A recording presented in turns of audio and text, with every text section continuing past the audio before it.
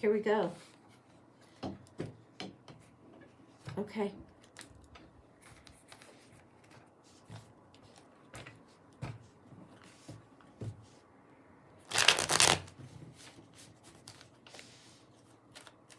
We're getting the Dark Woods and the Ethereal Tarot to start.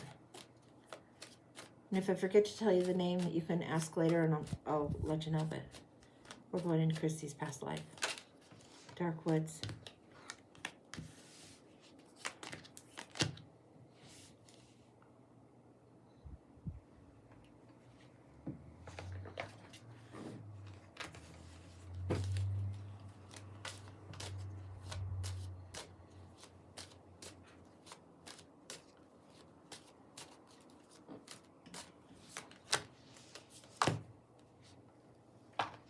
This is a shadow lesson. This is the more blatant lesson.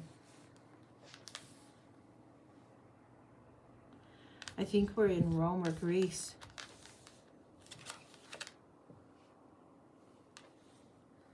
The very pragmatical thing is that there needs to be more finances. They're lacking. They need to be more. It leads to a pragmatical decision, a practical decision, but it brought harsh judgment on you. You were the lady of independent women. This is a woman of luxury and means. This is almost like I know there's no pretty way to say it. This feels like the life of a Venetian courtesan. There was education, but there was harsh judgment. There was need for resource, but there was skills that you brought to the party, to the temple, to the table, call it what you will. You brought a certain set of skills. You were highly, highly focused on. The light on you was really quite good. There was a blessed period of time. You were strategic. You thought like a man, but used the wiles of your gender as a woman.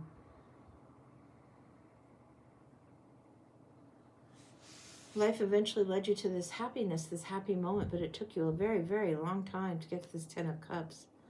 There was a sister friend type of person. Oh, this is a relationship of sisters and a deep sisters, although you weren't born as such. 10 of Cups is giving me the deep sisters relationship there.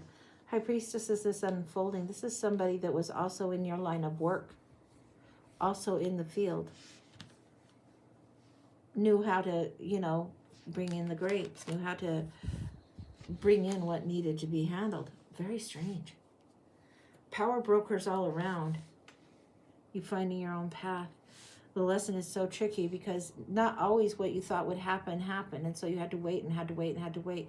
You waited so long. It's like you fell asleep for a time and then it was like, okay, you had to make the decision. That's when you made the decision. It wasn't that painful a decision because you didn't have today's morals all cast over it. It was definitely a way of life, a shift of life and a change. It was a power broker move to do. Was thinking like a man in a difficult situation. This wasn't your sister of your heart. This is someone you met. Strange. What was the environment like around you there? High Priestess can be wise, wisdom, internally driven, internal blueprint. Also can sometimes be considered a predatory woman. Now, I don't say that in a mean way, but she knows what she's doing. She knows how to tempt, seduce, get what she wants. She knows how to use the gifts she's been endowed with in this particular lifetime to her own gain. And that's, unfortunately or fortunately, either way, that's where it was at.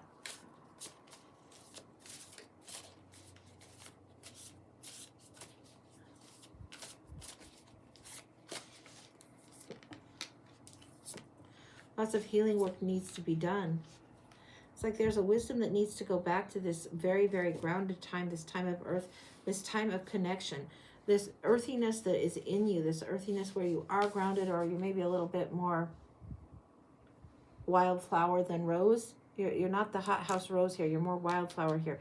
You want freedom, you want to be able to sprawl, but you also seek wisdom. You seek time to yourself over and over again. In this one, the wisdom keeper goes in for a period of time, in for a season, and then back out again.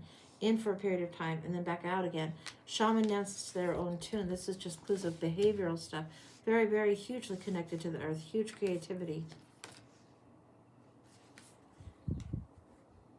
A ceremony of growth, a child. There's prosperity. There is motherhood from a distance.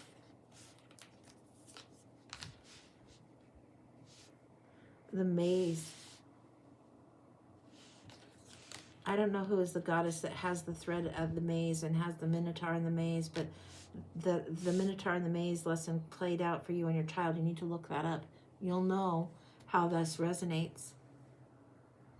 There was one that had to be separated. It was like, it was written this way. But the minotaur in the maze, this is part of the lessons, part of the curriculum for this life.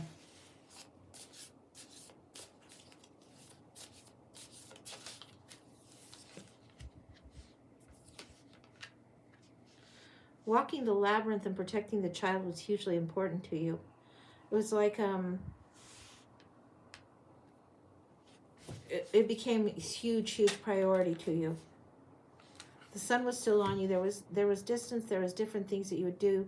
You carved a different life. You paid the price, and the scars and the markings are on you for paying the price for somebody else to be in a different situation. This is a person at a distance in a different place, separated by quite a bit of geography. Flowers at the space. It's not even a grave. There's flowers at a certain stone.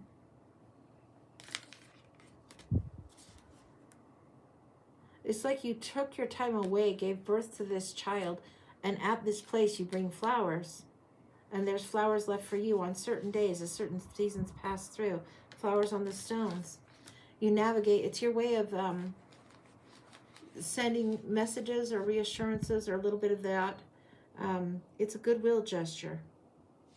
It enlightens you and lets you know there may occasionally be information given in other forms, but not in forms of, it's not written language forms or words so much. It would be carvings, whittlings, carvings,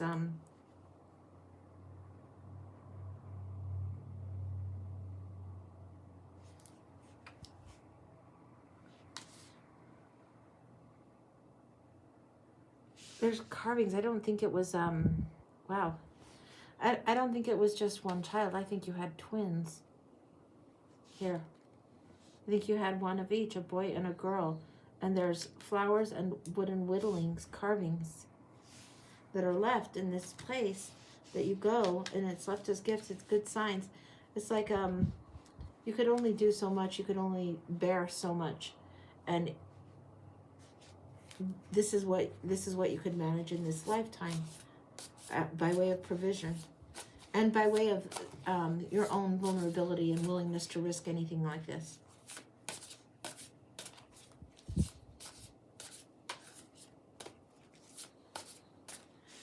This friend of yours, what's with this? And even though in this picture it shows a boy, but this isn't about that. This is your friend that knew about the twins. So you can show this picture if you want, but it's more the friendship, the energy of emotion here that she has. This is like more representative of your friend, not a man, but a sister friend. And then there's still the twins. That's where the baby is at. The bounteousness, the Ace of Earth and the Two of Air. Whatever, what's this about? The flower gifts just resonating again, and a planting of something. There's planting of something around these stone areas just at the perimeter. Just at the perimeter that keeps the dividing line and keeps things compartmentalized in your heart and in your head, so you can still have this. But this is literally it's a planting of something. It's like it would grow in this way, forked like the twins, echoing each other. So you could hear them. You could connect in whatever way it was.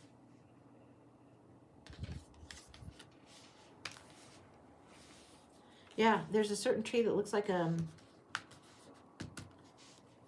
split tree, but it's not that. It's a split tree that's more like a tuning fork. There would be much water not too far away from this tree. Like dowsing rods and tuning forks are coming to mind. Old school dowsing rods, like water witch stuff. And this is the mark of the twins. Anything else? I think you prized your independence. Yeah. This is referencing things about the kids again. And that there was everything flourishing, flourishing, flourishing. There's a motherhood reference again, but this powerful, powerful force behind you, this powerful strength that you had. But it was like a sense of luckiness and a sense of wisdom around the situation as it came, even though it was hugely painful. And that's in these cards. I'll show them briefly. We're on TikTok, so that's why it's briefly. But again, the reference. All right. We're going to go into this one, see if we can get anything else out about what happened after this. Where did it go? Because that was it was a big heartache to carry, but it was understood that's how you wanted to carry it. It was chosen. Not forced upon, but chosen. It's over here.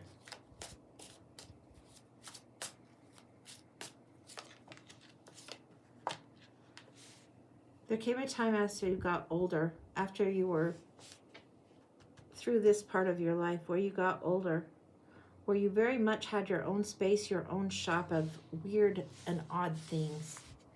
Like an antique shop with fine thread things, tapestries and weavings and classes about weavings and weird. I don't know why they would be antiques in the time. I can only think of the antiques from my time I'm in, but they would be old things, and it would be like the weird carvings and things like that. You would have some of those in the shelves, but you would also have things that were very much like that were almost like in a shop that you lived in, a house shop you set up for yourself. It's the woman in this picture in the foreground that's more important than this. You had put enough away that you had your independence as a shopkeeper, shop owner. You were seen as the shop owner in your later years, not so much as the courtesan, but people weren't fazed by the fact that you were a courtesan. Yeah, it was like putting the money aside from your youth, knowing that you would have a limited time where you would be working in one field, but needing to save and plan for the other. It was a very pragmatic, practical thing, knowing that things couldn't last forever, knowing that things would shift. Now, this one, there's a shift outside the city. Give me just a second.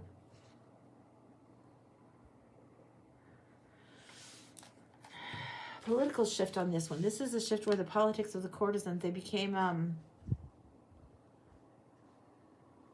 annoyance to the women that were the housewives, because the courtesans could get educated, but the housewives didn't have the freedom that they did.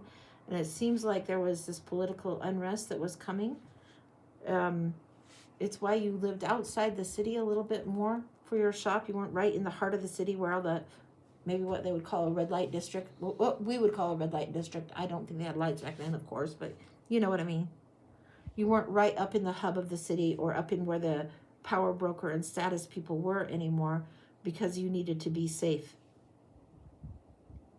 So more towards the perimeter of the city would be where your shop is, and going almost into this wholly different world, not so much as a disguise, but just as no longer a threat to propriety, I guess. Yeah. Dealing justly and fairly, understanding things that were botanical and medicinal, helping things with medicinal things. This would be old school concoctions of a sort to induce results, is the best way I can say that. You would have that You would know that. I don't think you would employ it often, but if somebody came to you for certain kinds of tea, certain kinds of formulations, drinks to induce results, be it labor or be it premature labor, anything like that, you would know, because you would never ever have somebody go through the heartache that you went through there.